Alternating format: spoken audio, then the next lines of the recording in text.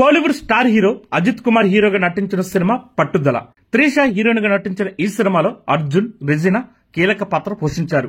తెలుగులో పెద్దగా అంచనాలు లేకుండా థియేటర్లోకి అడుగుపెట్టిన ఈ సినిమా ఎలా ఉందో మనం రివ్యూలోకి వెళ్ళి తెలుసుకుందాం. కథ విషయానికి వస్తే అజిత్, త్రిష ప్రేమించి పెళ్లి చేసుకుంటారు. 12 సంవత్సరాల తర్వాత మరో వ్యక్తిని ప్రేమించిన త్రిష తన భర్త నుంచి విడాకులు తీసుకోవడం నిర్ణయించుకుంటుంది. భార్యని ఎంతో ప్రేమించే అజిత్ ఆమెతో కలిసి చివరి ప్రయాణం చేయాలనే ఉద్దేశంతో పుట్టింటి దగ్గర దిగబెడతాను అంటాడు. అలా భార్యాభర్తలు ఇద్దరు కారులో బయలుదేరతారు. ఈ ప్రయాణంలో వారికి ఊహించిన సంఘటనలు ఎదురవుతాయి. ఈ ప్రయాణంలో త్రిష మిస్ అవుతుంది.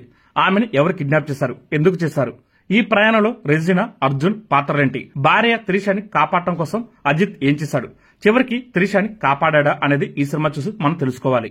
ఈ సినిమా ఎలా ఉందంటే 1997 సంవత్సరంలో వచ్చిన American crime thriller cinema break down కి ఆధారంగా పట్టుదల సినిమా రూపొందింది. ఓటీటీల పుణ్యమని ప్రపంచ సినిమా అరచేతిలోకి వచ్చిన ఈ రోజుల్లో రీమేక్ల జోలికి వెళ్లడం సాహసమని చెప్పాలి. ఒకవేళ రీమేక్ చేసినా ఇక్కడ తగ్గట్టుగా కొత్త మెరుపులు ఏమైనా జోడించాలి, లేకపోతే ఒరిజినల్ కి మించిన థ్రిల్ని పంచాలి. కానీ పట్టుదల సినిమా విషయంలో అదేది జరగలేదు.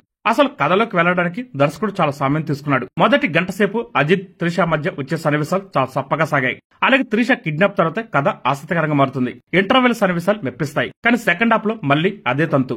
ఊహకంది కథనంతో ఏమాత్రం ఇంట్రెస్టింగ్ గా లేకుండా సినిమా సాగిపోతుంటుంది. అసలు ఇలాంటి కథని ఎంచుకున్నప్పుడు స్క్రీన్ ప్లే తో మ్యాజిక్ చేయాలి. తర్వాత ఏం జరుగుతుందనే ఉత్కంఠని ప్రేక్షకులలో క్రియేట్ చేయగలగాలి. కానీ ఈ విషయంలో దర్శకుడు విఫలమయ్యాడని చెప్పాలి. విజువల్ గా పట్టుదల సినిమా చాలా బాగుంది. దర్శకుడిగా మంగీష్ తిరుమలని మేకింగ్ స్టైల్ మెప్పించింది. కానీ రచయితగా మాత్రం ఆయన తడబడ్డాడని చెప్పాలి. అదే ఈ సినిమాకి పెద్ద మైనస్ గా మారింది. పైగా సినిమా చూస్తున్నంతసేపు ఇలాంటి కథకి అజిత్ లాంటి స్టార్ హీరో అవసరం లేదేమో అనే ఫీలింగ్ మనకు కలుగుతుంది. అలాగే అనిరుద్ మ్యూజిక్ లో పెద్దగా మెరుపులు లేవు.